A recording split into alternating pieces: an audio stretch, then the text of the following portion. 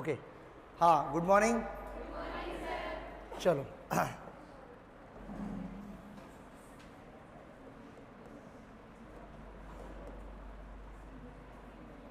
देखो, ये जो टॉपिक आपका चल रहा है ये चलता रहेगा। कल मेरी क्लास रहेगी आपकी 1 बजे, ठीक है? ऐसे थोड़ी होता है कि 1 बजे आएंगे, मतलब मेरी क्लास पढ़ने आओगे बस। और 1 बजे मैं पढ़ाऊंगा आपको घड़ी वाला टॉपिक, क्योंकि आप सबको पता है कैलेंडर मैंने आपको पढ़ा दिया है, और कैलेंडर के बाद रीजनिंग का जो टॉपिक आता है अगला वो होता है घड़ी। कल ही चालू होगा, कल ही ख़त्म हो जाएगा। लगभग 2.5 घंटे का टॉपिक है, ज़्यादा बड़ा नहीं है, 2 या 2.5 घंटे में कंप्लीट हो जाएगा, जिसमें अगर अपन 30-40 प्रश्न भी कर लेंगे और पूरा इसका जो बेसिक होता है, थ्योरी होती है, वो पूरा पढ़ेंगे। देखो, अगर आप लोग ये चाहते हैं कि अरे सर संडे के दिन भी आप बुला रहे हैं, अगर आपको बुरा लग रहा है तो मेरा एक मानना ये है कि फिर आप लोगों का सिलेक्शन बहुत दूर है। अगर आप लोगों को ऐसा लगता है कि सर कैसे आएंगे, संडे के दिन भी बुला रहे हो, इतने घंटे पढ़ाओगे, भाई अभी आपका वो कहते हैं ना कि कंपटीशन का सेशन प्रारंभ भी तो हुआ है।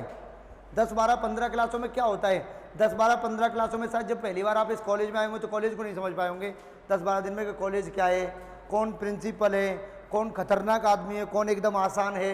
ये चीज़ें धीरे धीरे समझ में आई ना आपको। जैसे देखो, इनके सामने आप बहुत बोल लेते हो, अभी आपके प्रिंसिपल साहब आ जाए तो आप टेंशन में आ जाओगे, सही है ना? डायरेक्टर सर आ जाए तो और टेंशन में आ जाओगे। सोचने का है। जैसे उसी प्रकार से जब कंपटीशन में हम 4 टीचर आपके सामने आ रहे हैं तो आप 4 टीचरों से क्या घुल मिल गए एक तरीके से।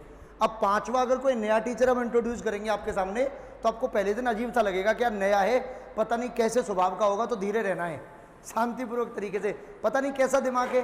वो जब 1-2 दिन जब वो पढ़ा लेंगे तब आपको लगेगा कि हाँ टीचर ठीक है, तब आप उनसे वार्तालाप करना प्रारंभ करेंगे। जैसे पहली बार में तो मैं भी तुमको ऐसे ही लगाऊंगा, पता नहीं कहाँ से आ गया, बावला टाइप का सा है, ऐसे ही लगता है, हंसने का नहीं, ऐसा होता है। लेकिन देख, मैं मस्त आदमी हूँ, मेरे को बुराई। देखो, अध्यापक किसी भी सेगमेंट का हो, चाहे वो स्कूल में जाए, चाहे वो बड़े स्कूल का हो, चाहे वो 12वीं तक के विद्यालय में हो, चाहे वो महाविद्यालय में आ जाए, जैसे कि कॉलेज की बात करें, चाहे वो कंपटीशन में हो, पीछे से उसको गाली पड़ती है, फिक्स है ये। अब एक्सेप्ट देखो, कोई नहीं देता वो एक अलग बात है, लेकिन पढ़ती हैं, और ज़्यादा नहीं तो पेपर होने के बाद तो पढ़ती ही है। गलती से पढ़ाए हुए से बाहर आ जाए, मैंने कहा मास्टर मर जाए अपन पास हो जाते, ढंग से पढ़ा देता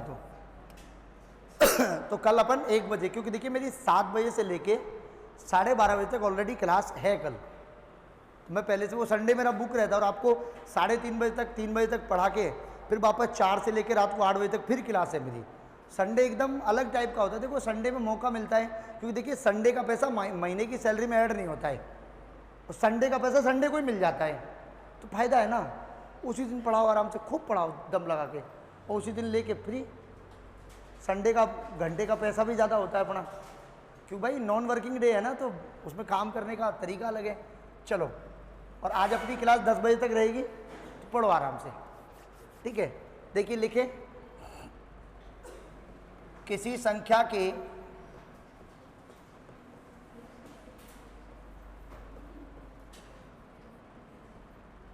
X% में से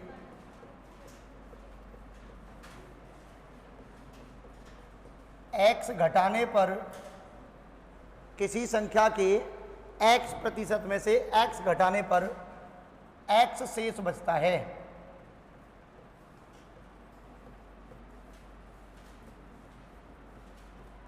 तो ऐसी स्थिति में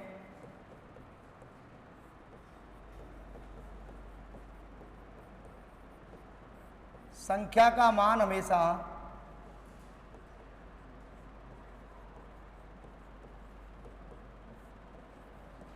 $200 आएगा, ये फिक्स है आपका। देखो भाई, अब हम तुम लोगों को पढ़ाने के चक्कर में संडे के दिन घर में लड़ाई कर लेते हैं। हम पता है 6 दिन से यही चिल्लाते रहते हैं कि संडे हम फ्री रहेंगे, तब हम कहीं घूमने जाएंगे। संडे को हम खूब सारी लंबी क्लास लगा लेते हैं, और हम संडे को यही बोल के आते हैं घर से कि बस 7 से 9 क्लास है, हम 10 बजे घर आ जाएंगे।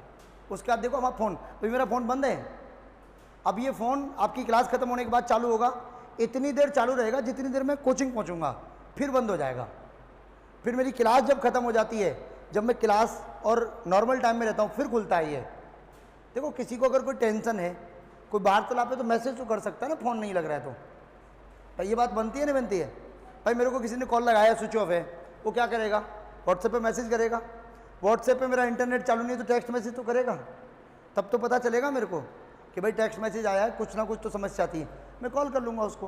और भाई देखो मैं बहुत दूर हूँ घर से, मैं कुछ नहीं कर सकता घर जाके, इतनी जल्दी पहुँच भी नहीं सकता, इसलिए मस्त रहो। और यहाँ मेरा कोई जानने पहचानने वाला है नहीं तो मेरे को टेंशन नहीं है। जो जानने पहचानने वाले उनके पास पहुँच जाता हूँ 10 बजे 11 बजे, सही है ना? इसलिए मस्त रहना सीखो आप लोग। आपके बिना किसी का काम ना तो बन सकता है ना बिगड़ सकता है, जब तक आपकी नौकरी नहीं लगेगी तब तक। उसके बाद पता नहीं क्या होगा, वो समय बताएगा।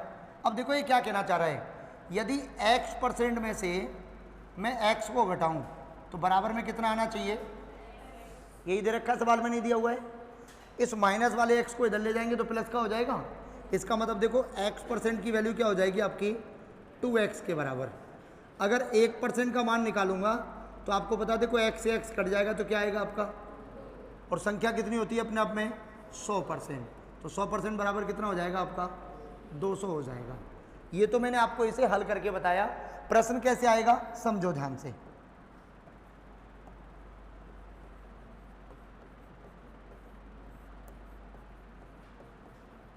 किसी संख्या के 60% में से 60 घटाने पर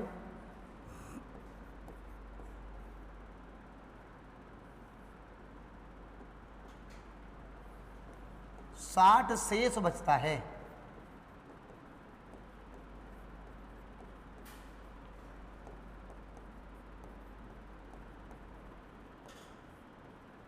तो संख्या का मान बताओ। तो संख्या का मान बताना है आपको कि संख्या की वैल्यू कितनी हो जाएगी। अब आप समझो ध्यान से, आपको क्लियर दे रखा है कि देखो 60%, इसमें से 60 माइनस करें बराबर में कितना आना चाहिए? 60। तो इसका मतलब देखो 60% की वैल्यू क्या हो जाएगी आपकी? 120 के बराबर। 1% बराबर क्या हो जाएगा आपका? 2। तो 100% बराबर क्या हो जाएगा आपका? 200। देखो ये तो आपने हल करके देखा। एक्चुअलिटी ये कहती है कि इसका आंसर सीधा सीधा अपने को कितना देना है?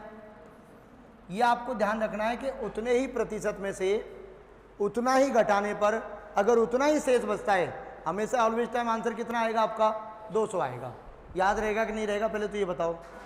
पक्का सबको याद रहेगा? इसको उतारो, अगले सवाल को तुम गलत करोगे। हंस रहे हो भाई साहब? अच्छा देखो करोगे नहीं करोगे भी पता चल जाएगा।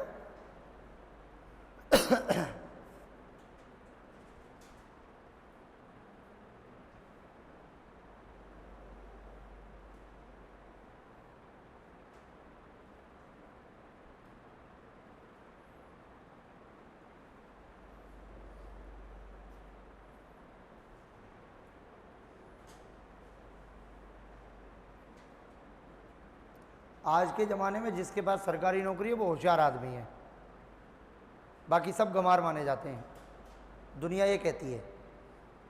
अब उसकी नौकरी कैसे लगी कोई लेना देना नहीं किसी को। सरकारी कर्मचारी है मतलब मेहनत की है उसने। सही है? चलिए हो गया।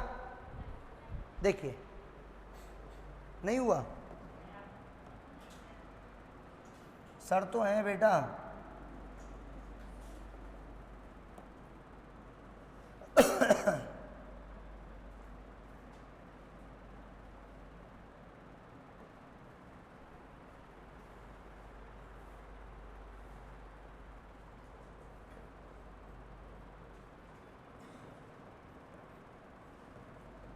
किसी संख्या के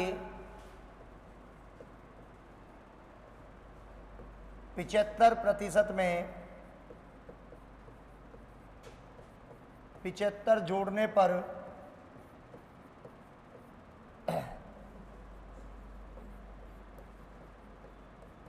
वही संख्या प्राप्त हो जाती है।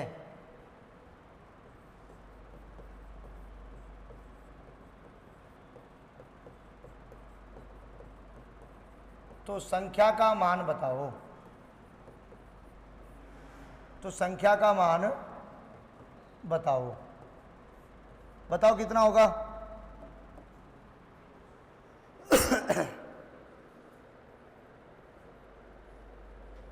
प्रश्न की भाषा को बहुत अच्छे तरीके से पढ़ना है, चीज़ों को समझना है, उसके बाद आंसर देना है, उससे पहले नहीं देना है।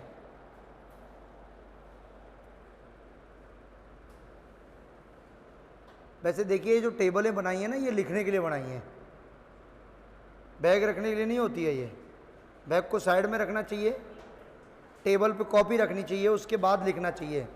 अच्छा, उसका कारण मैं क्यों कहना चाह रहा हूँ उसको समझिए। मान लीजिए आप किसी ऑफिस में जाके अधिकारी बन गए, तुम्हारे सामने आके कोई व्यक्ति बैठा हुआ है और तुमको कुछ लिखना है, तो तुम वो कागज़ अपने पैर पे रख के थोड़ी लिखोगे, उधर टेबल पे लिखना पड़ेगा। तो आदत पहले से डालो ना, मजाक की बात नहीं है। जब लड़का किसी अधिकारी रैंक की तैयारी करना स्टार्ट करता है ना, वो पर्स रखना, टाई पहनना, ये सारी चीज़ें स्टार्ट कर देता है। और उससे कोई पूछे भाई कि तू क्यों कर रहा है, मैंने कहा आदत डाल रहा हूँ अभी से, तो अधिकारी बन जाऊंगा उसके बाद तो चाहिए ये सब, अभी अपन आदत डाल रहे हैं अभी से। तो आपको आदत अभी से डालनी है। कितना आया बताओ? 0। अरे बाप रे, हम कहते ना गलत करेंगे। 300 आएगा इसका उत्तर। कैसे आएगा? इधर देखो, फटाफट आओ। देखो क्या कह रहा कि 75% में कितना जोड़ दें, वही संख्या प्राप्त हो जानी थी। और संख्या कितनी होती है आपकी? देखो लिखा है ना कि वही संख्या प्राप्त हो जाती है। वही संख्या का मतलब जो आपकी संख्या होती है, और संख्या तो अपने आप में हम कितनी मानते हैं। अब देखो इस 75 को उठा के इधर ले जाओ, कितना बचेगा? 25%। बराबर कितने के दे रखा है? 75 के। 1% की वैल्यू कितनी हो गई आपकी? 3। तो 100% बराबर कितना हो जाएगा आपका? 300।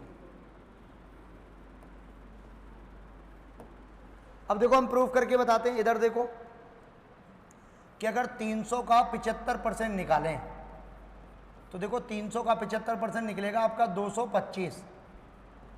और 225 में जैसे ही हम 75 जोड़ेंगे तो देखो वही संख्या आ गई कि नहीं आ गई? बताओ। यही तो कहा इसने सवाल में कि किसी संख्या के 75% में 75 ऐड करें। आपको अच्छी तरह पता है कि देखो कितना परसेंट दे रखा है आपको? 75%। अब इसको पूरी संख्या बनाना है, कितना परसेंट जोड़ना पड़ेगा? 25%। लेकिन इसने जोड़ा कितना है? बताओ कितना जोड़ा है? अरे बताओ कितना जोड़ा है? 75 जोड़ा है। इसका मतलब इसमें 25 जोड़ने का जो वैल्यू है वो कितने के बराबर दे रखा है इसने? 75 के बराबर। देखो यही काम तो किया इधर हमने। बात समझ में आई कि नहीं आई? यही कृपा अटक जाएगी। फिर निर्मल बाबा कहते हैं कि मीठी चटनी से समोसा खाओ, कृपा चालू हो जाती है। हाँ, अब ऐसे नहीं देखो, ऐसे देख रहे जैसे मतलब कि मेरे को क्राइम व्राइम कर दिया हो। उतार लो भाई साहब इसको। हाँ, तो क्राइम थोड़ी किए हम। इसको बेटा वहाँ नहीं रखना होता, ये पीने के लिए आया है ना, पीने के लिए ये नहीं है कि रखने के लिए? बेटा देना है इसको।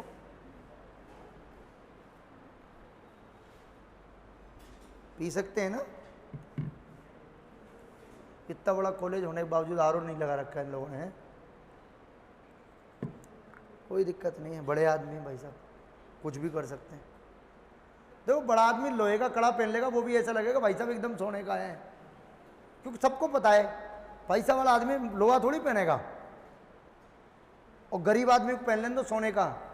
पर क्या इस पर पैसा थोड़ी है यार, ये उल्लू बना रहा है भाई साहब, फर्जी पहन रखा है इसने। ये नियम है, भारत का ह्यूमन नेचर यही कहता है। अंबानी को कुछ पहनते हुए देखा कभी तुम लोगों ने? तो वो पहन नहीं सकता है क्या? कारण बताएगा कोई? इतने बढ़िया पढ़े लिखे आप, पॉलिटिकल साइंस है आप पे, हिस्ट्री पढ़ रहे होंगे, पब्लिक एडमिनिस्ट्रेशन है किसी पे, समाजशास्त्र सब्जेक्ट है आपके कॉलेज में? नहीं है। ज्योग्राफी, कितने लोगों पे ज्योग्राफी? अरे भाई साहब तुमको जब भी ज्योग्राफी क्लास में मजा आता होगा, है ना? क्या कह रहा? अच्छा तेरे पास नहीं, फिर भी मजा आता है भाई साहब। तो इंडिया पढ़ा रहे गुरु जी, राजस्थान पढ़ा रहे तुमको? इंडिया पढ़ा रहे हैं भाई साहब, मजा आ गया एकदम है। अब देखो मैं तुमसे पूछता हूँ, ऐसे ही है ना भारत, ऐसे ही तो बना हुआ है, ऐसे ऐसे ऐसे यूं ले जाके और यूं यूं यूं ऐसे करके यूं, है ना, ऐसे ही है ना। अरे भाई ज्योग्राफी वाला तो ढंग से बना लेंगे, ऐसे ही बनता है ना। बताओगे आप, देखो यहाँ मुंबई है, तुमको पता है ना अच्छी तरह, इधर देखो, अबे दमनदीप इधर आता है, ये देख ये वाली जगह बताई, दमनदीप तो इसको छोड़ के है। ज्ञान दे रहा मेरे को ज़्यादा है, मैं बेटा बहुत अच्छी चीज़ पूछ रहा, सुन ले एक बार। ये तो मुंबई हो गया आपका, आपको पता देखो इधर कॉर्नर पे कहीं विशाखापट्टनम है, पता है किसी को? इन दोनों का डिस्टेंस कितना है? पूछा हुआ है आरपीएससी ने,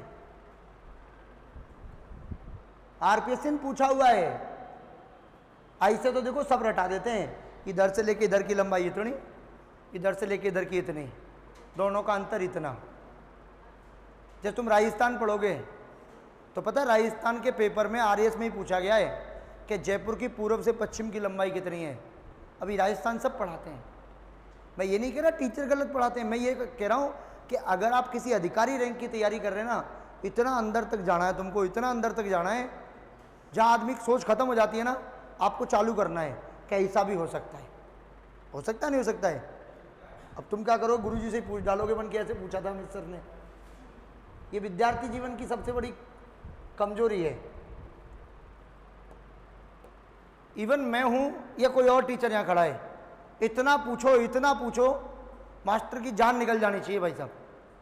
मैं ये नहीं कह रहा कि मुझसे मत पूछो, आप इतना पूछना है तुमको, टीचर को लगे वाकई में कि मेरे को पढ़ के आना है भाई, और ढंग से पढ़ के आना है। जब तुम्हारे पास वो विषय है उसके बावजूद नहीं पूछ सकते, चलो मेरी पूछने के लिए तुमको बहुत मेहनत करनी पड़ेगी। अभी तो आपको काफ़ी लंबा सफ़र तय करना पड़ेगा वहाँ तक जाने के लिए, लेकिन जो सब्जेक्ट आप पढ़ रहे हो, जैसे पॉलिटिकल साइंस आपको पढ़ाई जाएगी जो लगभग कुछ लोगों के पास होगी, ज्योग्राफी कुछ लोगों के पास है, हिस्ट्री कल्चर ये नॉर्मल चीज़ें हम लोग जानते हैं इनके बारे में, तो इनको तो हमें पूछना चाहिए ना। हम नोट्स बनाने नहीं आए हैं क्लासरूम में, चीज़ों को सीखने आए हैं। बताओ पॉलिटिकल साइंस कितने लोगों के पास में, बताना एक बार। क्या बात है, भारतीय संविधान पढ़ लिया होगा तुम लोगों ने थोड़ा थोड़ा, तो सेकेंड ईयर में पढ़ लिया ना, क्या बात है। अब देखो मजा आएगा एकदम। बताओ किस अनुच्छेद में लिखा हुआ है कि राष्ट्रपति लोकसभा को भंग कर सकता है? लिखा है किसी में? हाँ तुम ढूंढो, मैं सवाल लिख लेता हूं जब तक है। किसी भी किताब में ढूंढ लेना, नहीं मिलेगा तुमको। देखो मैं कॉन्फिडेंस से बोल रहा हूं ना, किताब ढूंढो, देखो तुम्हारे पास किताब होगी, निकालो पॉलिटिकल साइंस की किताब।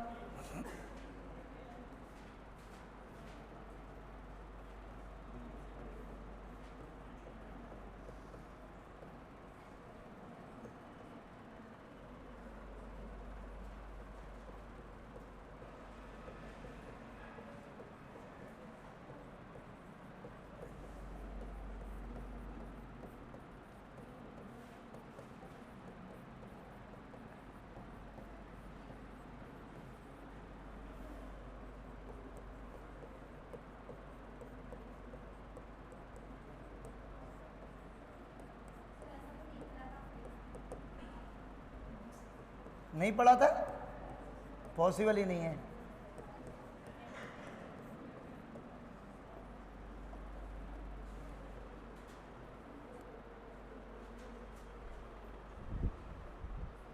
मिला किसी को? ढूंढा? नहीं ढूंढ पाए ना? हाँ हाँ 85 सही है, आर्टिकल नंबर 85 में लिखा हुआ है क्या? नहीं वह 85 में लिखा हुआ है।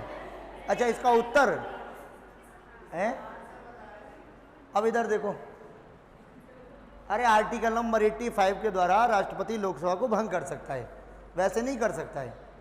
85 में उसको अलग से एक प्रावधान दिया गया है कि आप अगर आपको लगता है कि भारत देश पर संकट है, लोकसभा सही नहीं चल रही है, तो आप उसे भंग कर सकते हो। और लोकसभा भंग करने का मतलब है कार्यकाल पूर्ण रूप से समाप्त हो जाता है। उसी प्रकार राज्यपाल को भी मिला हुआ है विधानसभा भंग करने के लिए। भाई जैसे राजस्थान में अभी आपकी सरकार बनी हुई है, राज्यपाल को लगता है कि सरकार ढंग से काम नहीं कर रही है, आम जन के हित के लिए नुकसानदायक है, आपको नुकसान हो रहा है, तो राज्यपाल के पास ये प्रोविज़न है कि आप लोग राज्य विधानसभा को क्या कर सकते हैं, भंग कर सकते हैं।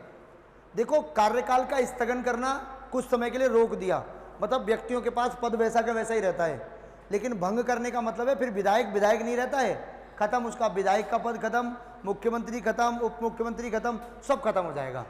जैसे कि आप सबको पता है कि आपके डिप्टी सीएम प्रेमचंद बैरवा के बेटे का 70,000 का चालान कटा है कल। तो भाई मुख्यमंत्री पे क्या फर्क पड़ रहा है? चालान कटने से मजा नहीं आया ना, 7 साल की जेल हो जाती, तब लगता कि हाँ यार एकदम बढ़िया, एकदम प्रॉपर वे में हुआ है काम। क्योंकि देखिए गवर्नमेंट के रूल्स में लिखा हुआ है कि आप अंडर 18 अगर गाड़ी चलाते हैं तो आपको 3 साल की सजा होगी। तो आम आदमी के लिए जब प्रावधान है तो मंत्री के बेटे के लिए भी होना चाहिए। तो अभी कांग्रेस ने बोला कि नहीं भाई साहब 70,000 से काम नहीं चलेगा, चाहे तुम 1 ही महीने के लिए भेजो, लेकिन अंदर जाना चाहिए, नाम तो तभी खराब होगा। तो देखो आपको पता है कि संख्या तो 200 आएगी कि नहीं आएगी, और 200 का आपको कितना निकालना है? 25%, और 200 का 25% कितना हो जाएगा आपका? 50 हो जाएगा। बताओ क्लियर है कि नहीं है? चलो बहुत अच्छी बात है। कल कितने क्वेश्चन किए थे हम लोगों ने? 5 ही किए थे क्या?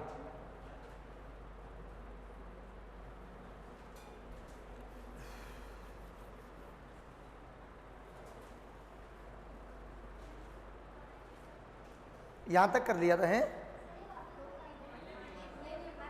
क्या? ये करना था दोबारा से?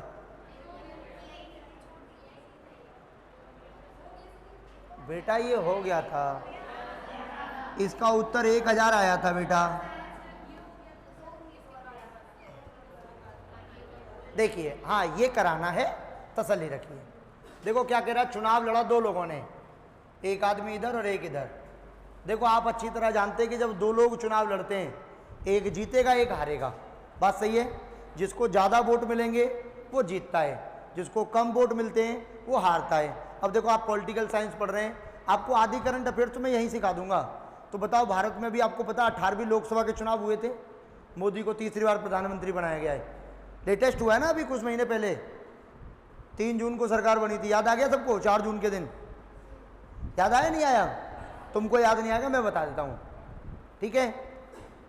जब चुनाव संपन्न हो गया तो आपको देखो 2-3 चीजें याद रखनी जो पेपर में आ सकती हैं, कि सबसे ज्यादा वोटों से कौन जीता, पहला प्रश्न बनता है। सबसे कम वोटों से कौन सा सांसद जीता है, दूसरा प्रश्न बनता है। सबसे ज्यादा उम्र का सांसद कौन है भारत में, तीसरा प्रश्न बनता है। सबसे कम उम्र का युवा सांसद कौन है, चौथा प्रश्न बनता है। कितनी महिला सांसद बनी है, 5वां प्रश्न हो गया। कितने प्रतिशत महिला सांसद बनी है, 6वां प्रश्न हो गया। यहीं से तो प्रश्न निकलते हैं कंपटीशन में। कंपटीशन में कुछ अलग से पेपर में नहीं आता है, कंपटीशन में यही आता है। जैसे मान लीजिए देखो आप क्रिकेट खेलना जानते हैं, नहीं जानते हैं, देखना पसंद करते हैं, नहीं करते हैं, लेकिन पेपर ये कहता है भाई साहब तुमको पढ़ना पड़ेगा क्योंकि पेपर में आएगा। अब जैसे देखिए आरएएस का प्री होगा फरवरी में, जब आरएएस प्री फरवरी में होगा तो आपको अच्छी तरह पता है कि पिछले 1 वर्ष के अंतराल में एक तो T20 वर्ल्ड कप हुआ है राजस्थान मतलब इंडिया में, एक IPL हुआ है, 2 मैच हो गए। तीसरा आपको अच्छी तरह पता है कि फरवरी तक जाते जाते खूब सारे मैच हो जाएंगे। ओलंपिक हो गया, पैरा ओलंपिक हो गया, एक प्रश्न मिलेगा आपको वहां से। और जब राजस्थान की आप परीक्षा देते हैं तो इतना ध्यान रखिएगा, राजस्थान के पेपर में राजस्थान के जो खिलाड़ी हैं उनसे संबंधित प्रश्न तो आएगा ही आएगा, किसी का आए चाहे नहीं आए। जैसे कि आप सबको पता है अगर गोल्ड मेडल की बात करें पैरा ओलंपिक में तो सबसे पहला किसको मिला, अवनी लखेरा को, याद आया तुमको? वो फिक्स है, वो आती है भाई साहब हर बार पेपर में, उसका प्रश्न आता है। अगर बात करें ओलंपिक में पहला मेडल दिलाने वाली मानू भाकर जो कि आपके राजस्थान से ही है, यही तो सीखना है तुमको, आपको यही चीज सीखने, बाकी कुछ नहीं सीखना है। अब तुम्हारे ऊपर डिपेंड करता है कि तुम कैसे पढ़ेंगे। ये पढ़ने का एक ही तरीका है, आपको कुछ नहीं करना है। आपको डेली बेसिस जब आप मॉर्निंग में उठते हैं ना, सुबह सबसे पहले आप 6 बजे जब उठते हैं, आपको कुछ नहीं करना है। जब आप 5 मिनट अपना मोबाइल ओपन करिए और मोबाइल पर डेली न्यूज़ के नाम से एक ऐप आता है, या फिर आप डायरेक्ट गूगल पर डाल दीजिए, तो पर डे के आपको 10-15 न्यूज़ मिल जाएंगे। जब आप डेली की 15 न्यूज़ लिखोगे ना, तो आपकी महीने में आप अच्छी तरह जानते हैं 450 न्यूज़ होती हैं, और 6 महीने की जब आप तैयारी करेंगे तो लगभग 2,500-3 हज़ार प्रश्न बन जाएंगे आपके। लेकिन अब कष्ट कौन करेगा? अब आप ये सोचें कि देखो ये कष्ट इधर टीचर कराए कोई, तो ये आपकी मूर्खता है। कुछ चीज़ें खुद से भी करनी होती हैं। जैसे कि अभी आप कॉलेज में हैं, टीचर केवल आपको पढ़ा रहा है, बाकी काम तो तुमको ही करना है ना, कि कॉलेज में पास कैसे होना है, कौन सी विषय को कैसे पढ़ना है। बात सही है कि नहीं है? तो ये स्ट्रेटेजी आपको स्वयं बनानी है कि कुछ सब्जेक्ट ऐसे होते हैं जो खुद से पढ़ने होते हैं। तो बताओ, प्रॉमिस करो कि सब लोग कल से स्टार्ट करेंगे, पक्का स्टार्ट करो। 10 देखो 10 न्यूज, 15 न्यूज, 12 न्यूज, 8 न्यूज ऐसी बनती है पर डे। आप पर डे की लिखोगे, आपको देखो राजस्थान की न्यूज पढ़नी है, बाहर की नहीं पढ़नी है। अभी जब आप राजस्थान की पढ़ के थोड़ा आदी हो जाओगे कि यार न्यूज पढ़नी चाहिए, तब आप इंडिया वाली पे पहुंचना। पहले आप राजस्थान वाली की एक कॉपी बनाओ करंट अफेयर्स के नाम से, और वो पढ़ो आराम से धीरे धीरे। बाकी तो देखो तुम कुछ भी करो भाई, अपन कुछ नहीं कह सकते। देखो कितने मत मिले एक व्यक्ति को, 65%। दूसरे वाले को कितने मिले होंगे फिर आपके, क्योंकि टोटल वैल्यू कितनी होती है आपकी, 100% होती है। अब देखो इससे इसके मत कितने ज़्यादा हैं, 30%। तो इसका मतलब ये 30% वोटों से जीता है कि नहीं जीता है। और इस 30% की वैल्यू कितने के बराबर दे रखी है आपको, 420 वोट के बराबर। वो ये कह रहा है कि एक व्यक्ति ने 65% वोट प्राप्त किए और वह चुनाव को 420 वोटों से जीत गया। इसका मतलब जीता कितने परसेंट से, कितने वोट के बराबर दे रखा है। अगर 1% की वैल्यू निकालूंगा तो देखो 0 से तो 0 कट जाएगा, और 3 से 42 कटेगा आपका 14 बार। तो 1% जब 14 वोट के बराबर है, वो पूछ रहा है आपसे कि डाले गए कुल मतों की संख्या बताइए। तो इसका मतलब 100% की वैल्यू बतानी है। तो 100% बराबर कितना हो जाएगा आपका, 1400 मतों के बराबर हो जाएगा। आंसर कितना आएगा आपका, ऑप्शन नंबर बी। ये देखो आपका सीईटी ग्रेजुएशन लेवल 2023 का क्वेश्चन है। प्रश्न ऐसे ही आते हैं पेपर में, बस आपको सीखना है कि करना कैसे है। बात समझ में आ गई कि नहीं आ गई। भाई देखिए मेरे पास 100 रुपये हैं। अब ये 2 ग्रुप बैठे हुए हैं मान लीजिए, अगर मैंने इस ग्रुप को 70 रुपये दे दिए तो बाकी का तो इनके पास है कि नहीं है। मुझे 100 रुपये 2 ग्रुपों में बांटने हैं, कंफर्म बात है। अगर मैंने इनको 55 दिया तो इनका 45 बचा, मैंने इनको 54 दिया तो इनका 46 बचा, मैंने इनको 53 दिया तो इनका 47 बचा। कहने का मतलब है कि एक जगह वैल्यू को देने के बाद जो बच जाता है वो दूसरे का होता है। देखो एक को कितना बताया इसने, तो बचा हुआ दूसरे के पास है ऑलरेडी। बात समझ में आ गई कि नहीं आ गई। अरे बोलो यस या नो। अगला देखिए, देखो एक घन के किनारे में 20% की वृद्धि की जाती है, तब इसके आयतन में हुई वृद्धि बतानी है। अब देखो ध्यान से, सबसे पहली बात तो आपको क्यूब का पता होना चाहिए। पर देखो घन घन बोले तो आपका क्यूब होता है।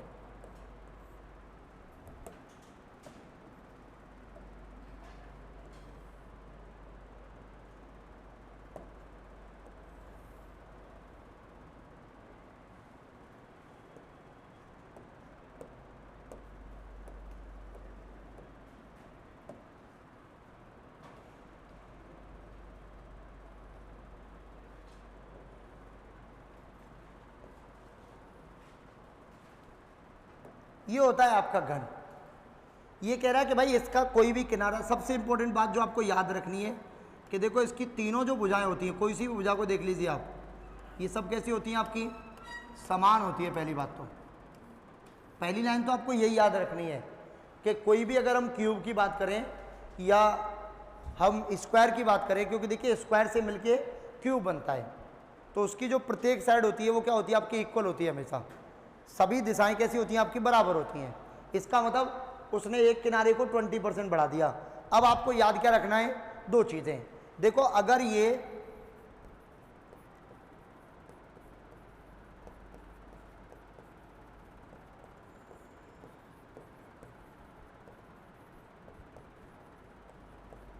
क्यूब का एरिया पूछ रहा होता आपसे, तो उसका फार्मूला तो होता है आपका 6a², 6 गुणा में भुजा का स्क्वायर। ये तो होता है इसका क्षेत्रफल, ठीक है। अगर आपसे पूछ रहा है घन का आयतन,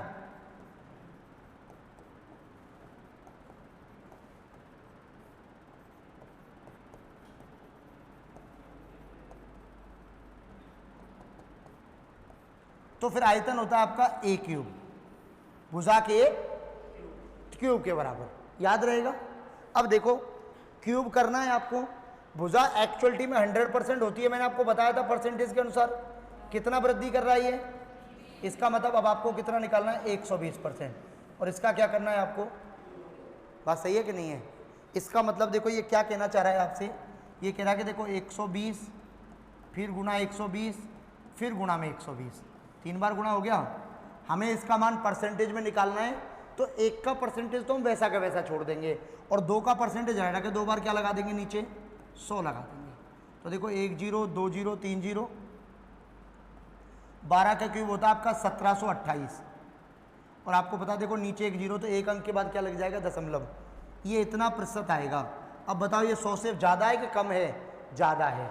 कितना ज़्यादा है देखना, 72.8%। तो बताओ क्षेत्रफल आयतन कितना ज़्यादा हो जाएगा आपका, 72.8% ज़्यादा हो जाएगा। देखो उसने यही पूछा है कि आयतन में हुई वृद्धि बतानी है, तो कितनी वृद्धि हो गई बताओ, 72.8% की। 100 से यदि बड़ा आता है तो वृद्धि होती है, और 100 से यदि छोटा आता है तो कमी होती है। बात समझ में आ गई कि नहीं आ गई? उतारो, पिछला वाला उतारना है। कुछ लोगों को टेंशन होने लग गई होगी, बन के ऐसी गणित आती है कि यार,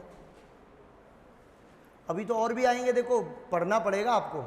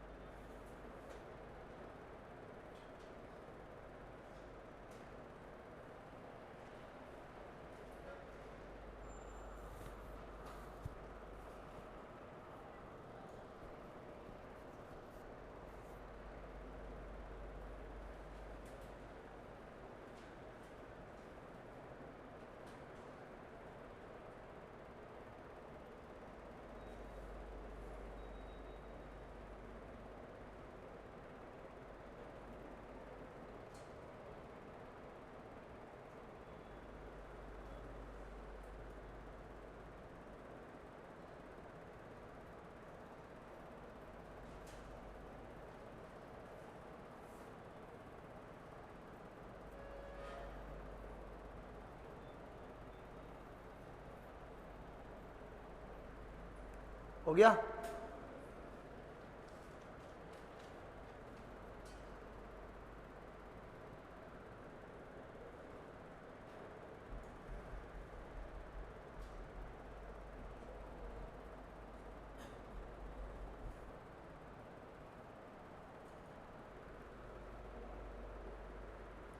आगे बढ़े, चलिए।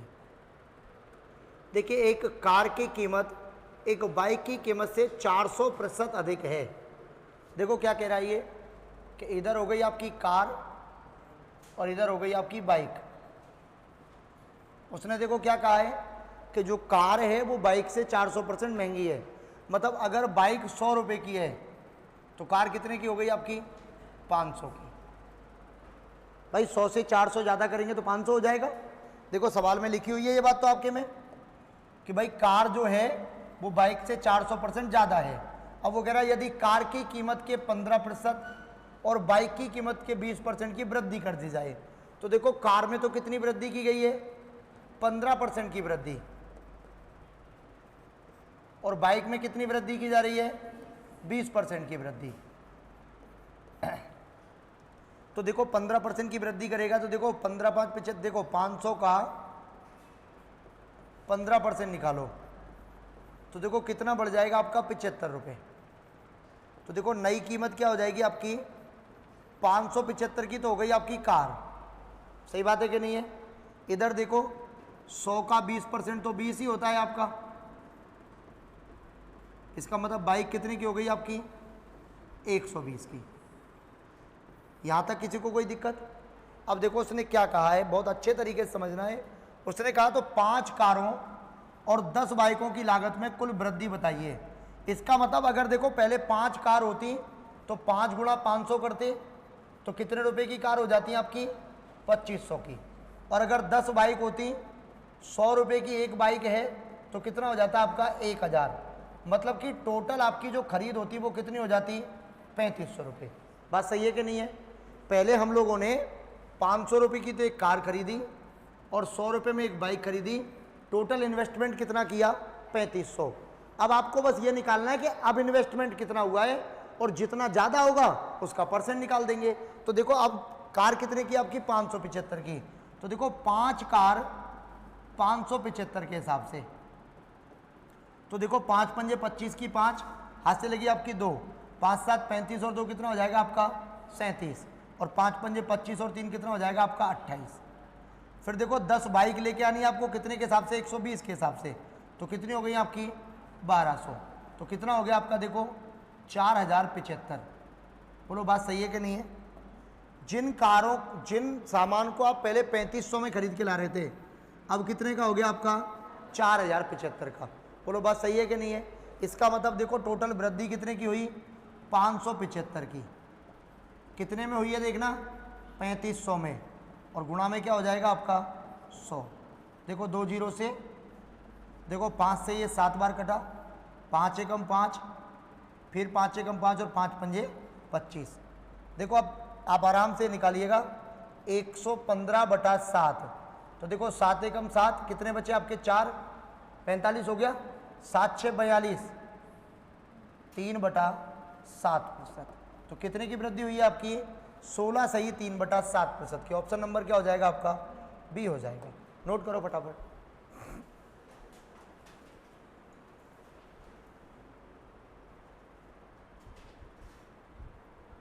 अच्छा प्रश्न है, पेपर में आने के लायक है।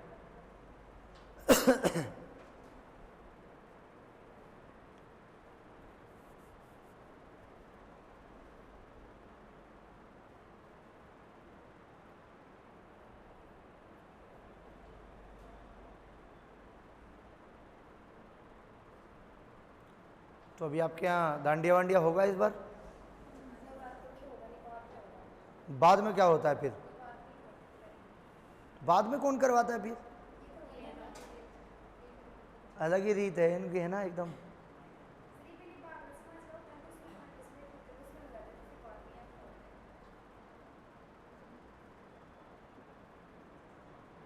बागड़ा समाज की तो बात 3 साल से सुनते ही आ रहा हूँ मैं। कौन कौन है आप में से? 1 2 बताओ इनको क्या पूछ रहा हूँ मैं।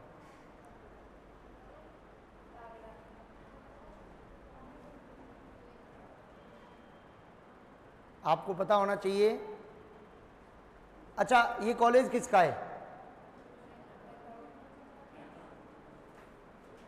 अरे कॉलेज का नाम है यार, मेहता ग्रुप। तो नाम कुछ लिया जाता है ना, जैसे अपने लोकल जान पहचान में, जैसे किसी कहते हैं ना कि पांडे जी की दुकान है, मिश्रा जी की दुकान है, कहते नहीं कहते अपन ऐसे बोलने में। तो ऐसे आप जानते हैं अच्छी तरीके से और आपको बता दूं, शायद आप सबको पता होगा, जयपुर बाहुल्य में ही आप लोग बस। अरे एक बागड़ा समाज मतलब ब्राह्मणों में एक अलग से होता है। कौन कौन है आप में से बागड़ा, आप बताओ। देखो ये दो ही हैं बस, और आप में से भी है कोई? चलिए बहुत अच्छी बात है। जनरल वाले कितने हैं आप में से? ओबीसी वाले कितने हैं? एससी वाले कितने बच्चे हैं? एसटी वाला है कोई?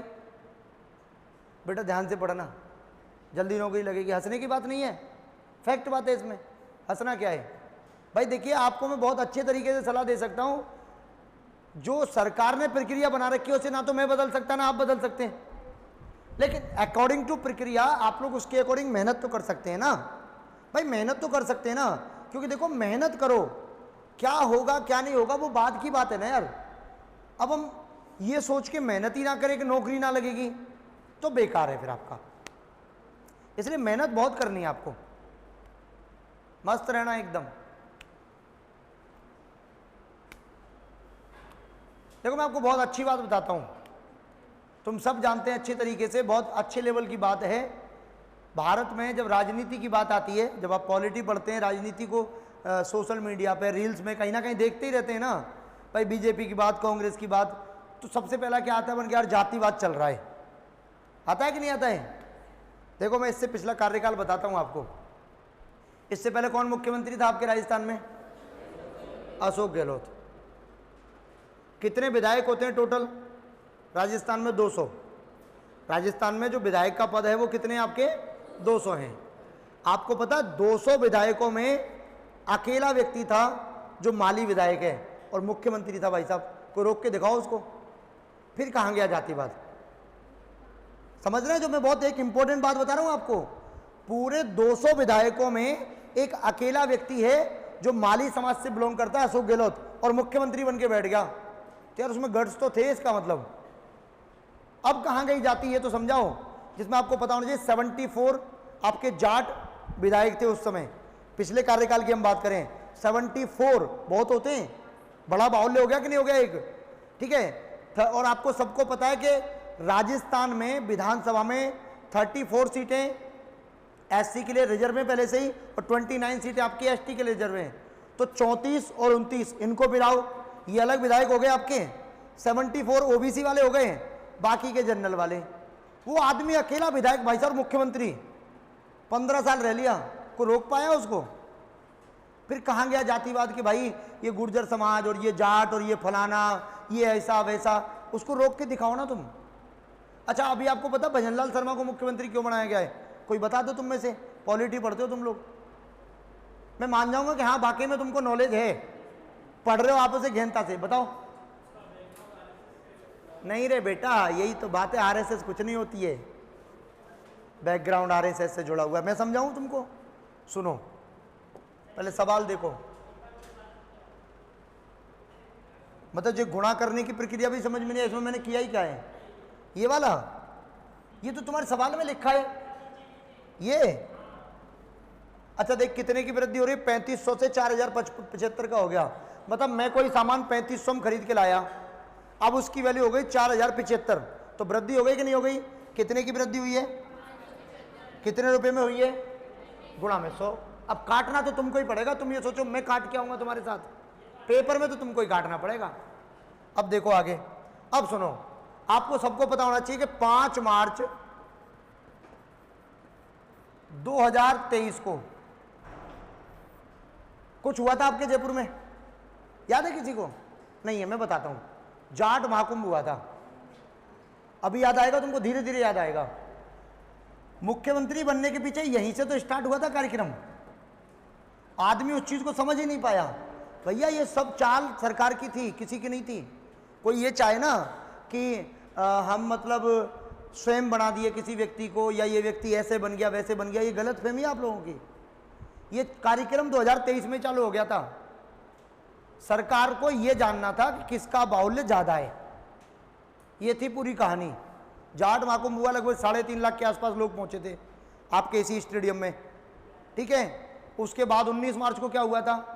ब्राह्मण महासभा। 12-13 लाख आदमी आ गए भाई साहब। 4-5-6 घंटे बंदी हो गया जयपुर, मतलब सिस्टम ही हैंग कर दिया इन्होंने। आप सोचो, उसके बाद सबका हुआ, लेकिन ऐसा बाहुल्य नहीं दिखा। तो सबको लगा कि यार देखो इनकी जनसंख्या ज़्यादा है, पलट देंगे मामले को, एक बार बढ़ाओ। क्योंकि आपको पता है इससे पहले हरदेव जोशी मुख्यमंत्री थे आपके राजस्थान में, आज से 42 साल पहले की बात है। उसके बाद नंबर आया किसका? भजन लाल शर्मा का। क्योंकि देखो सीधी बात है, जैसे कि आप अपने गांव समाज में रहते हैं, गांव में जिस जाति का थोड़ा सा वर्चस्व होता है तो आप लोग समझते हैं कि यार सरपंच ये बन जाए तो ठीक है, क्योंकि देखो ये सब तो वोट देंगे भाई, उस आदमी को देंगे कि नहीं देंगे। लेकिन सबसे बड़ी बात क्या है, यहीं आके गड़बड़ हो जाती है। अच्छा, मैं इतना कह सकता हूं इस आदमी को कुछ नहीं आता है। जो आदमी वर्तमान में आपके राजस्थान का मुख्यमंत्री है उसको कुछ नहीं आता है, लेकिन बस एक चीज है ना, बोलना आता है। और राजनीति में बोलना चाहिए, आए कुछ भी चाहे नहीं आए। अच्छा, योगी आदित्यनाथ को क्या आता था? वो तो बाबा था भाई साहब, वो निपटा दिया पूरे उत्तर प्रदेश को। अभी कोई करके दिखाए, कोई क्राइम करके दिखाए, कोई लड़ाई करके दिखाए, कोई दंगा करके दिखाए, कुछ नहीं हो सकता उधर। यूपी में अगर लड़का लड़की साथ में भी जा रहे हैं तो भाई साहब तुमको प्रूफ देना पड़ेगा कि तुम काहे को जा रहे हैं, नहीं तो तुमको पुलिस उड़ा ले जाएगी इतनी देर में। उत्तर प्रदेश में पुलिस का एक अलग से बल तैयार है, जिसे एंटी रोमियो स्क्वाड कहते हैं। हर थाने पर 4 गाड़ी उसी बात की हैं कि अगर एक लड़का एक लड़की साथ में जा रहे हैं तो आपको प्रूफ के साथ बताना पड़ेगा कि ये मेरा भाई है या ये मेरे परिवार का आदमी है, आप पे प्रूफ होना चाहिए, नहीं तो सरकार तुमको 2 मिनट में निपटा देगी। फिर शाम को घर वाले छुड़ाने आएंगे, फिर कोई ऑप्शन नहीं है। तो ये सोचने का है, बहुत अलग है। क्राइम रोकने के देखो बहुत सारे तरीके हैं। मैं कह रहा हूँ राजस्थान में क्राइम खूब हो रहा है, आपको पता है। 5-7 इनकाउंटर हो जाए तो ढंग से, भाई साहब मच्छर भी ना मारेगा आदमी। क्राइम करना तो बहुत बड़ी बात है। 2-4-5 एनकाउंटर हो जाएं, खत्म कहानी। आपको पता है भरतपुर का नाम टॉप पे आता है, तुम लोग अखबारों में खूब सुनते होंगे। टोल टैक्स पे उसको मार दिया, बताओ सरकारी बस में ही मार दिया भाई साहब आदमी को ऐसे। अच्छा, उस व्यक्ति के गांव से मेरे गांव का डिस्टेंस मात्र 1 किलोमीटर का है, मतलब मेरे और उनके खेत एकदम। और आपको पता भरतपुर जिले का सबसे बड़ा गांव है, जिसकी आबादी लगभग 47,000 के आसपास है। गांव की आबादी है तो नहीं। अब तुम कहोगे भाई जिला घोषित कर दो उसको। उस गांव में शादी हो जाती है, पता ही नहीं चलता किसी को, उसी गांव में हो जाती है। इतना बड़ा गांव के यहाँ से और आप कम से कम चले जाओ चांदपुर, गांव ही गांव है इतना बड़ा। तो बताओ चांदपुर से इधर शादी हो सकती है? कौन मना कर रहा है? पता ही नहीं चलेगा, कोई मर जाए तो पता ही नहीं चलता गांव में कि कोई मर भी गया है। बाद में अंदाजा पड़ता है कि भाई वो मर गया था। अभी अपन रहते हैं छोटी छोटी ढाणियों में, 2 मिनट में पता चल जाता है। अगर किसी घर में बच्चा रोए तो पता चल जाए, मरना तो बड़ी बात है। देखो अगला क्या कह रहा। अच्छा देखो, समझो ये बात क्या कह रही। देखो इसका मतलब होता है कमी। देखो क्या कह रहा है, एक लैपटॉप के मूल्य में प्रतिवर्ष 10% की कमी होती है, तो 3 वर्षों के पश्चात लैपटॉप के मूल्य में कितने प्रतिशत की कमी हो जाएगी 3 साल के बाद। देखो पहली बार में 10% कम हुआ तो कितना बचा? 90। बात सही है कि नहीं है? फिर दोबारा में 10% कम होगा तो कितना बचेगा आपका? फिर 90। फिर तीसरी बार में 10% कम होगा तो 90। हमने आपको बताया था परसेंटेज में वैल्यू निकालते हैं तो एक बार कम लिखते हैं, तो नीचे क्या हो जाएगा आपका? 100 गुणा में 100। ठीक है, तो देखो 1 0 2 0 3 0, 3 0 से आपके 3 0 कट जाएंगे। 9 का क्यूब होता है आपका 729। अब नीचे 1 0 तो एक अंक के बाद क्या लगा दीजिए, इतना % आपकी वैल्यू बच गई अब ये। लेकिन वो ये पूछ रहा है आपसे, वो ये नहीं पूछ रहा है कितना मान बचा है, वो ये पूछ रहा है कितने % की कमी होगी। तो देखो जैसे ही आप इसको 100% में से माइनस करोगे तो आपको वो वैल्यू पता चल जाएगी जितनी कम हुई है आपकी। तो कितनी कम हुई है बताओ आपकी? 27.1%। ऑप्शन नंबर आपका सी हो जाएगा। उतारो फटाफट।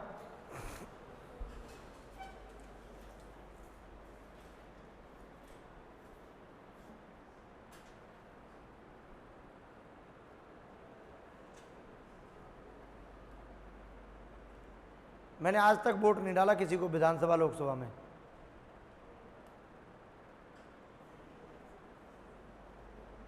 ये रियलिटी, आप पॉलिटी पढ़ते हैं। अगर मुख्यमंत्री का चुनाव प्रत्यक्ष रूप से कराया जाए जिसकी वोटिंग हो, आप मुख्यमंत्री का वोट थोड़ी डालते हो, विधायक का वोट डालते हो आप। मुख्यमंत्री का अगर प्रत्यक्ष रूप से चुनाव कराया जाए, मैं गारंटी दे रहा, ना तो वसुंधरा जीते, ना गहलोत जीते, ना भजनलाल जीते। न जाने कौन जीतेगा वो किसी को नहीं पता। क्योंकि भाई मुख्यमंत्री तो तुम्हारे द्वारा चुने हुए आदमी चुनते हैं, तो ये गलत ही तो है ना। ये प्रधानमंत्री की वोटिंग करा लो, मोदी अगर जीत जाए तो गारंटी दे रहा हूं मैं आपको पूरा जीवन निकल जाएगा, मोदी जीत नहीं पाएगा। अगर वोटिंग हो गई तो, वोटिंग होती है विधायक की और सांसद की, इसीलिए बन जाते हैं। अगर मोदी खड़ा हो जाए, राहुल गांधी खड़ा हो जाए, दोनों प्रधानमंत्री नहीं बनेंगे, कोई और ही बन जाएगा भाई साहब। और इनके साथ में अगर कोई मोमडन खड़ा हो जाए वो बन जाएगा, क्योंकि उन लोगों में यूनिटी हम लोगों में है नहीं। अंतर बस इतना ही और कोई अंतर नहीं है। बन के यार चलो अपना आदमी बनेगा, बन के वोट डालो भाई साहब, खींच के डालो जितनी हो जाए। पूरे इंडिया में बहुत पॉपुलेशन है, आपको पता होना चाहिए, लेकिन समस्याएं हैं। अब सोचो तुम अयोध्या हार गए ये लोग, कितनी बड़ी विडंबना की बात है। तो यही तो सोचने का है, पार्टी नहीं होती है कुछ भी, व्यक्ति विशेष होता है मेन। हो गया, अगला देखिए, ये तो अभी कर लिया। देखिए इसके लिए आप नोट डाल के लिखें पहले।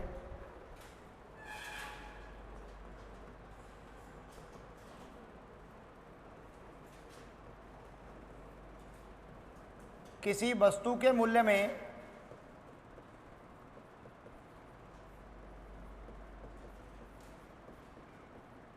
X% की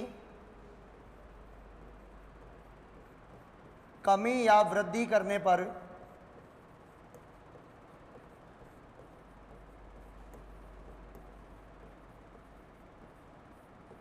A रुपए में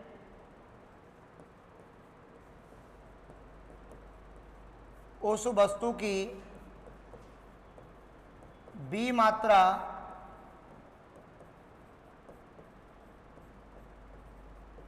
अधिक या कम खरीदी जा सकती है।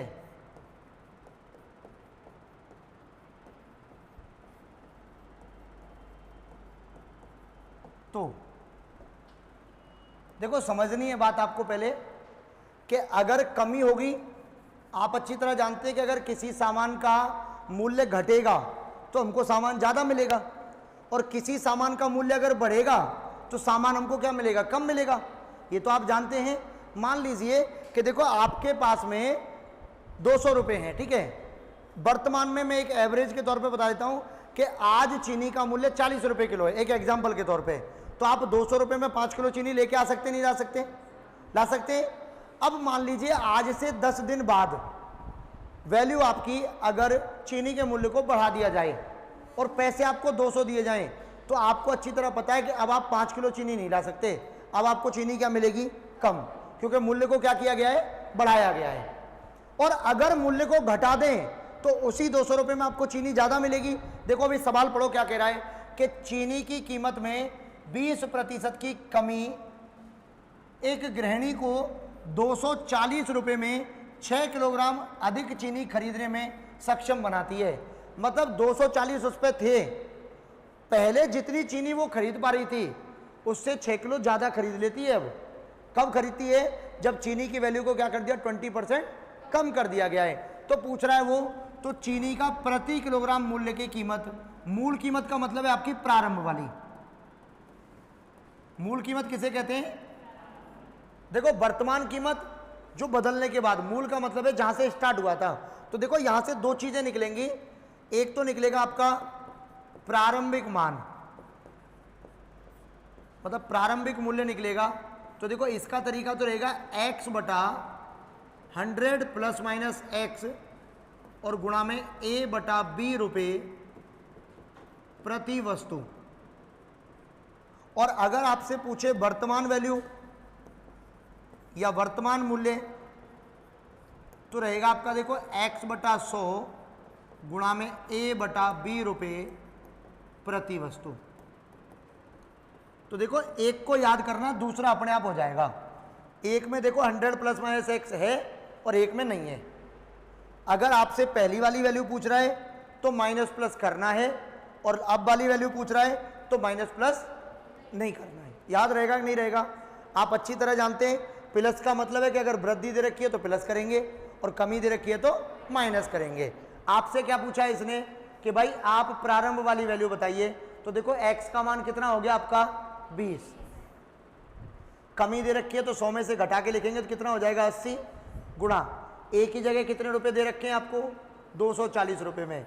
कितनी चीनी ज़्यादा मिल रही है आपको 6 किलोग्राम। बात समझ में आई कि नहीं आई?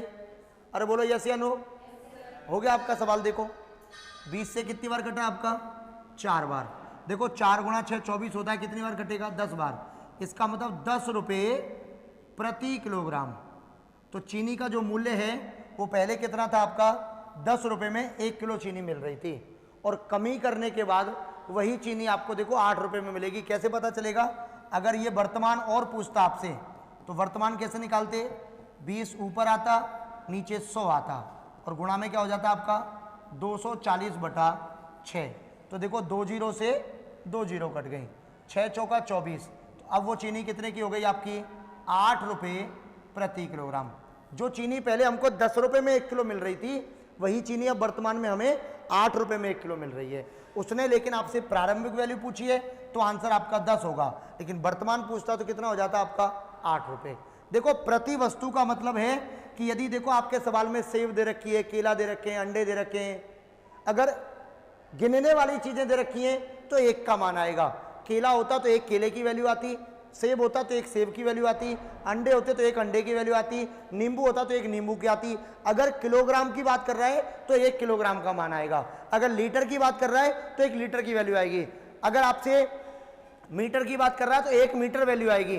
भाई इतनी दूरी तय कर लेता है, इतने मीटर हो गया, इतने मीटर कपड़ा हो गया। अगर कपड़े की वैल्यू बात करें कि भाई किसी कपड़े के मूल्य में इतने % की कमी करने पर इतने रुपए में इतने मीटर कपड़ा ज़्यादा आता है या इतने मीटर कपड़ा कम आता है, तो फिर क्या वैल्यू निकलेगी आपकी यहाँ से 1 मीटर। मतलब कहने का ये कि यहाँ से जो मान निकलेगा वो 1 का निकलेगा। अगर किलोग्राम में दे रखा है तो 1 किलोग्राम हो गया, लीटर में दे रखा है तो लीटर हो गया, मीटर में दे रखा है तो मीटर हो गया, और वस्तु दे रखी है तो वस्तु हो गया। जब भी आपके प्रश्न में वस्तु दी होगी, चाहे केला, सेब, अंडा, नींबू ये सब दिए होंगे, तो 100% वो लास्ट में एक लाइन लिखेगा प्रति दर्जन मूल्य बताइए। तो आपका जो निकल के आएगा वो 1 का निकल के आएगा, फिर आपको उसे 12 से गुणा करना है। जब भी परसेंटेज में आय वाले क्वेश्चन आते हैं कि आपकी आय इतनी है, खर्चा कर दिया, इतना कम कर दिया, तो लास्ट में वो पूछता है आपसे वार्षिक आय। एक्चुअलिटी में आदमी की जो इनकम होती है वो मंथली होती है, तो हमारे पास जो निकल के आएगा वो 1 महीने का आएगा।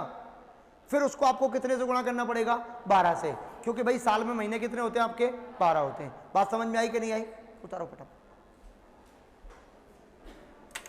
समझ में तो आ रहा है ना? चलिए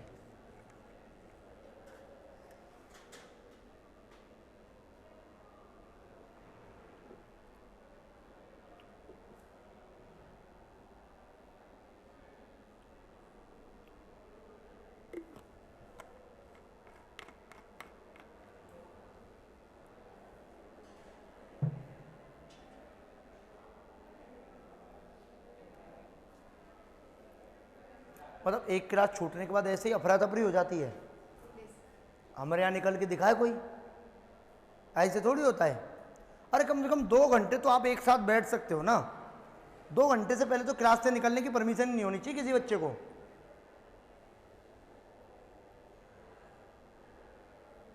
अभी मैं जाऊंगा जब कुछ लोग तो आते हैं कॉलेज 10 बजे, 10:15 बजे।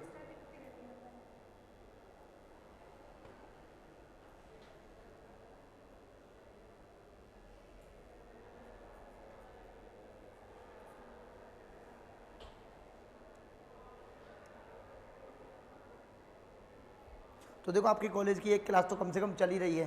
भारत का भूगोल तो आप वैसे ही पढ़ोगे जैसा अभी पढ़ रहे हो, वही होता है, अलग थोड़ी होता है।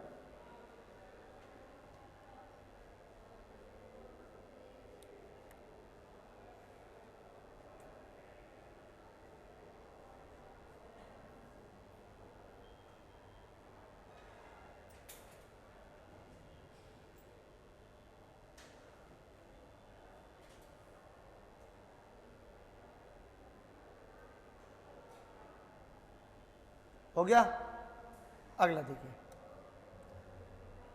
यदि किसी संख्या का 37.5% 45 है तो संख्या का 87.5% कितना होगा?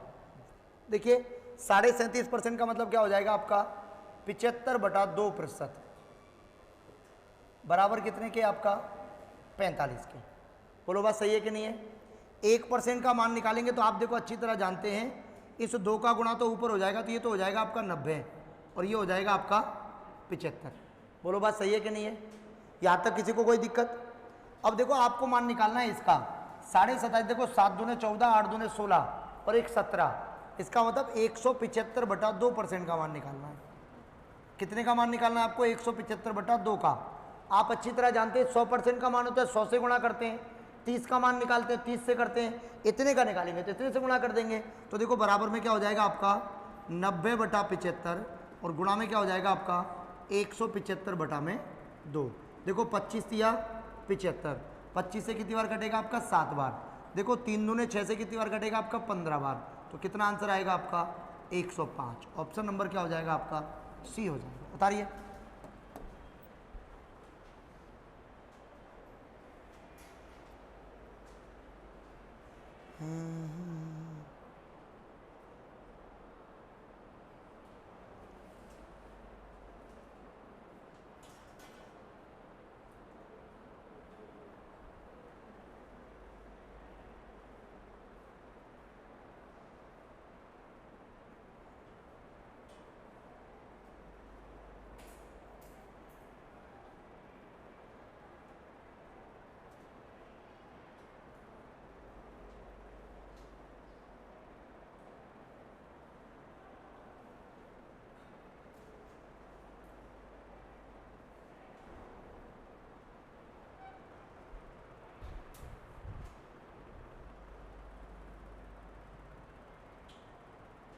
बढ़ाएं? तो तेज लिखना सीखो तो फिर आप लोग। अच्छा समझ में आ गया सबके? क्वेश्चन उतार लिया, खुद कर लेना फिर। और खुद से ना हुआ तो इसका मतलब समझ में नहीं आया तुम्हारे। सही है ना? आपने प्रश्न उतार लिया, आपके अगर समझ में आ गया तो तुम कर सकते हैं, और अगर आप नहीं कर पा रहे हैं इसका मतलब आप समझ नहीं पाए, इसका मतलब मेरे से झूठ बोला जा रहा है। देखो आगे क्या कह रहा है। एक विद्यार्थी ने विज्ञान विषय के 300 में से 32% अंक प्राप्त किए और साहित्य में उसने 200 में से कितने प्रतिशत अंक प्राप्त करने होंगे ताकि उसे कुल 50% अंक प्राप्त हो जाए? देखो एक पेपर जो है उसका किसका? विज्ञान वाला, वो पेपर तो है उसका 300 नंबर का, और साहित्य का जो पेपर है वो कितने का है आपका? 200 नंबर का। मतलब टोटल उसको जो पेपर देने वो 500 नंबर के पेपर हैं। सही है? ये लिखा है आपके प्रश्न में। तो देखो 500 नंबर के प्रश्नों में, पेपर में से 50% लाना है उसको टोटल। तो देखो 500 का 50% आप अच्छी तरह जानते हैं कितना हो जाएगा? उसको अंक कितने लाने हैं? 250। टोटल उसको 250 लाने हैं। एक लाइन आपके प्रश्न में देखो उसने दे रखी है कि इस 300 वाले में वो 32% ऑलरेडी ले आया है। तो देखो 300 का 32% निकालो। देखो 2 जीरो से 2 जीरो तो 32 दिया, कितना हो गया आपका? 96 अंक। मतलब कि 96 अंक वो लेके आ चुका है। और टोटल कितने लाने थे उसको? 250। तो देखो मैं अगर 250 में से अगर 96 को माइनस कर दूं तो कितना बचेगा आपका? देखो 154 अंक बचेंगे। बात सही है? इतने नंबर लाने हैं कौन से पेपर में? 200 वाले में। इसका मतलब देखो कितने अंक लेके आने हैं उसे? 154। कितने में से लेके आने हैं? 200 में से। और गुणा में क्या हो जाएगा आपका? देखो 2 जीरो से, देखो 2 सत्ते 14 और फिर 2 सत्ते 14, तो कितने % नंबर लेके आने उसे दूसरे विषय में? उतारो। ये तो तुम्हारे पेपर जैसा हो गया ना एकदम। क्या आप 50% नंबरों पे पास होंगे? एक पेपर में आपको 32% नंबर मिल गए 300 में, तो दूसरे में कितने नंबर लाएंगे तुम पास हो जाओगे? अपना गणित अपने आप लगा लेते हैं, कैसे आएंगे सब पता होता है आपको।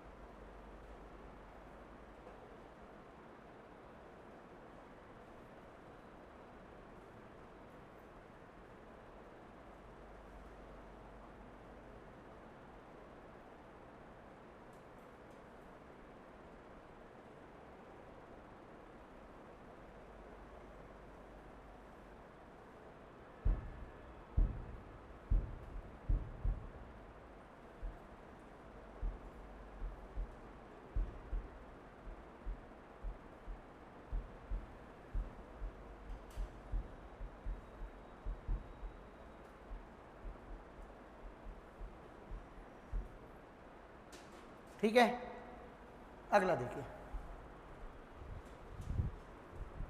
1 लीटर का कितना प्रतिशत 200 मिलीलीटर है?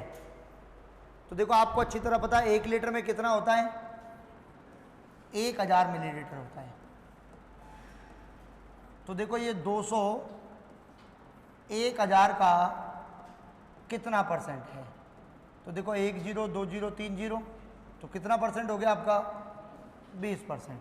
ऑप्शन नंबर आपका ए हो जाएगा। फटाफट नोट करते जाओ।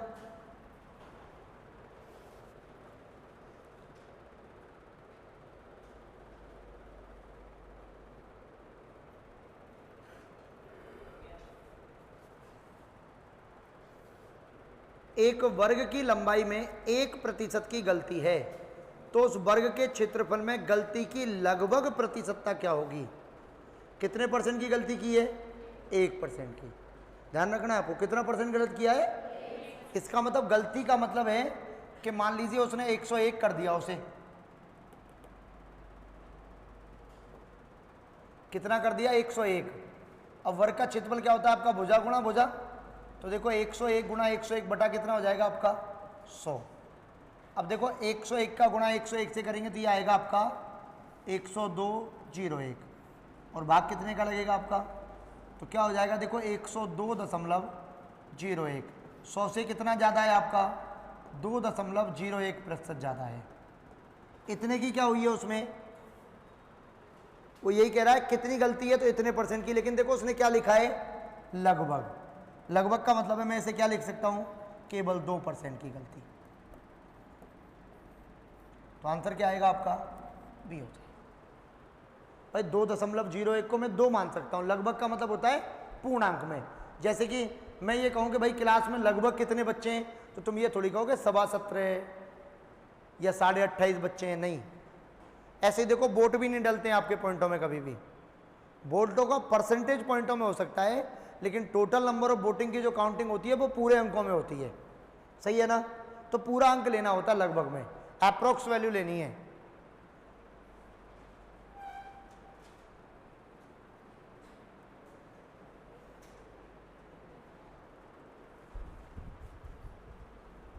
देखिए आर का वेतन एस के वेतन से 30% क्या है आपका? ज्यादा है।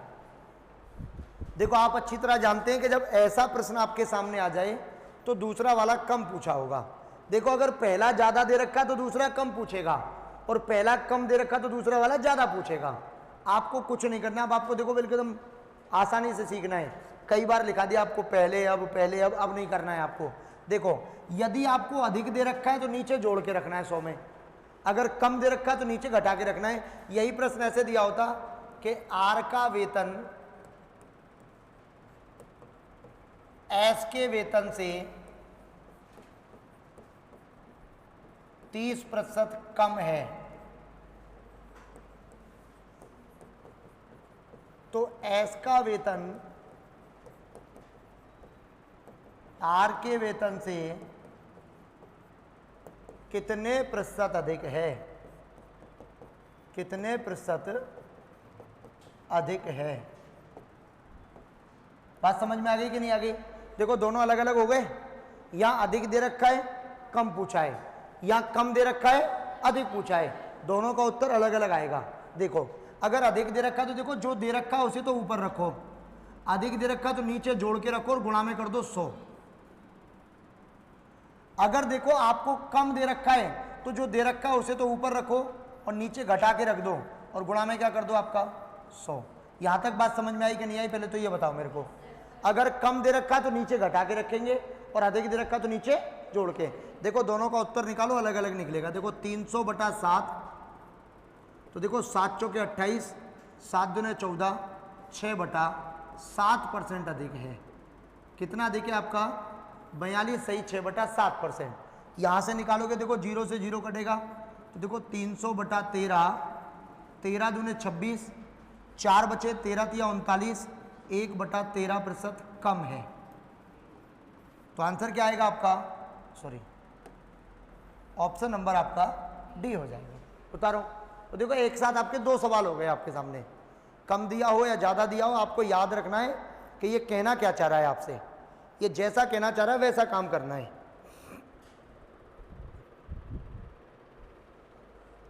देखो बेटा, आपको मैं सिखाता हूँ।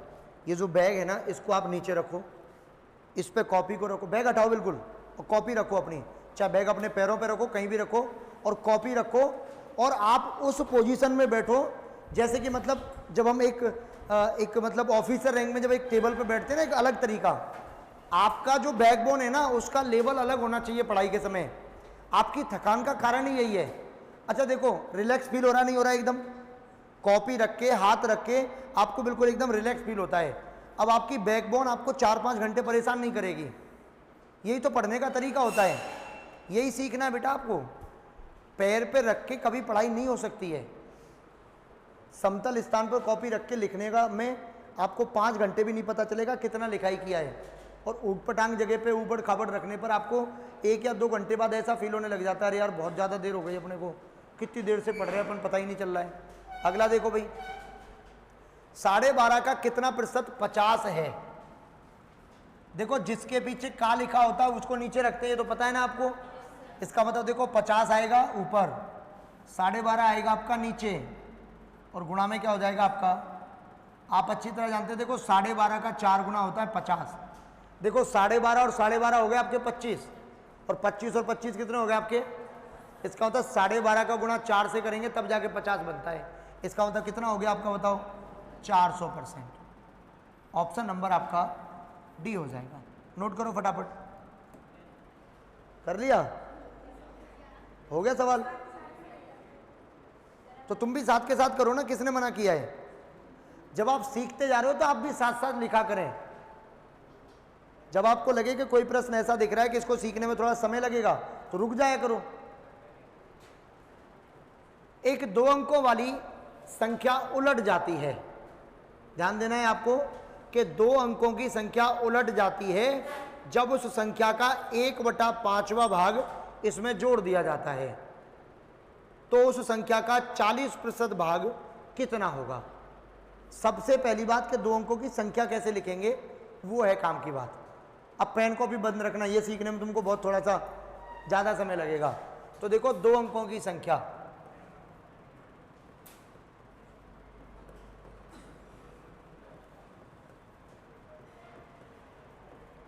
और 2 अंकों की संख्या होती है आपकी 10x प्लस का y।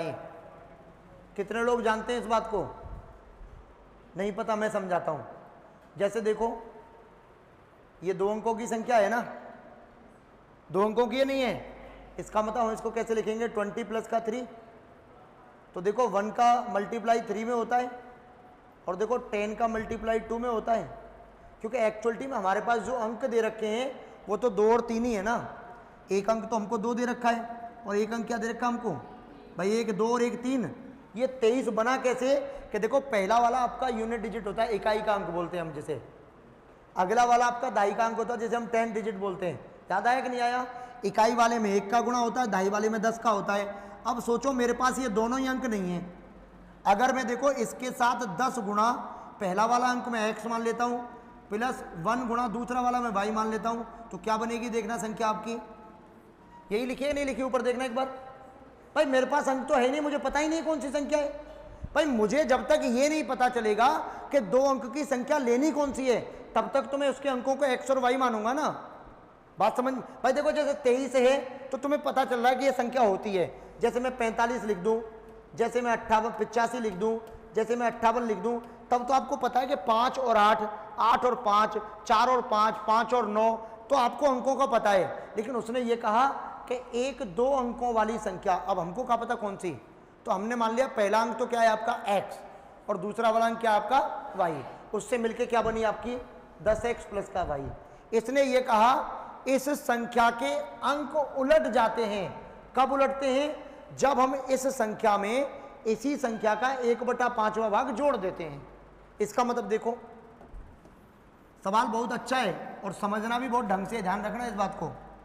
और अंक उलटने का मतलब क्या होगा कि 10 तो अपनी जगह पे रहेगा, लेकिन केवल बदलेंगे क्या? ये ध्यान रखना आप लोग। अंक हमने x और y ले रखे हैं, 10 अंक नहीं है। 10 तो उसके स्थान को रिप्रेजेंट कर रहा है कि जो आगे वाला अंक है वो कहाँ लिखा हुआ है आपका?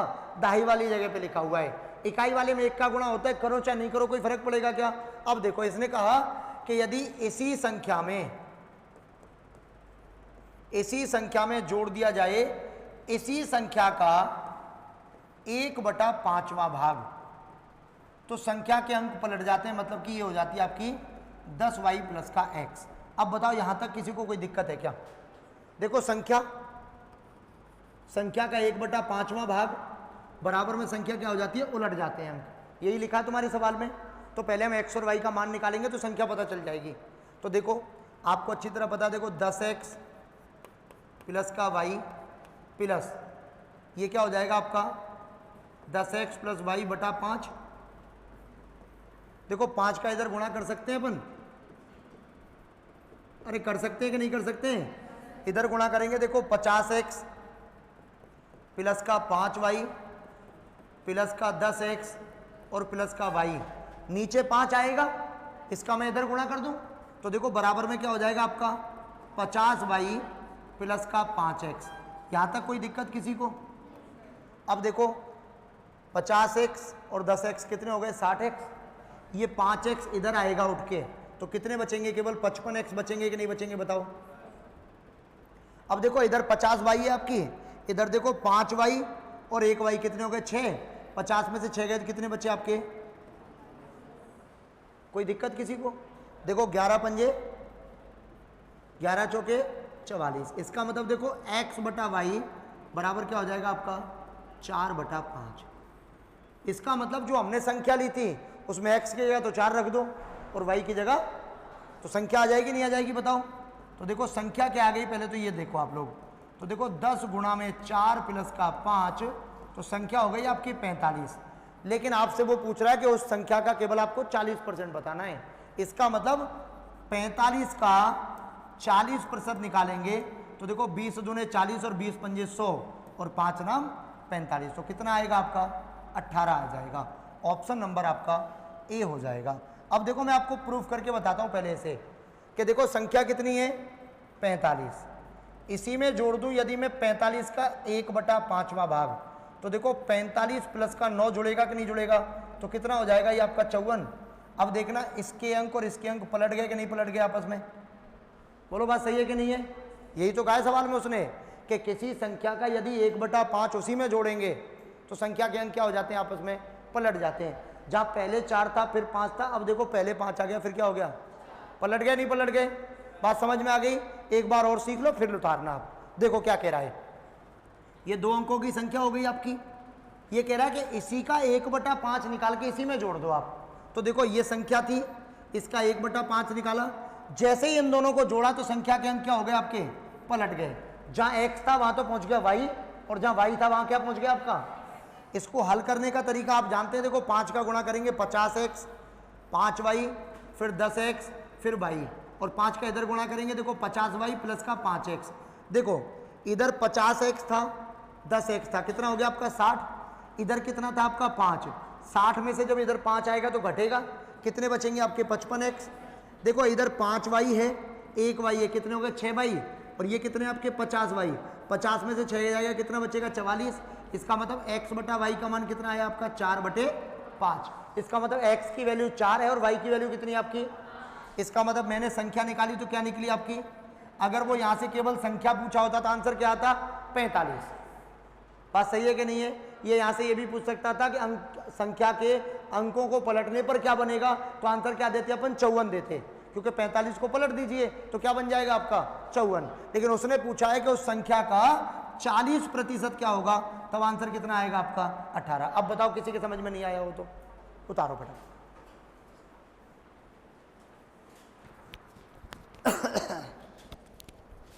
बाकी कहानी अपन तुम उतारी पाओगे 3-4 मिनट।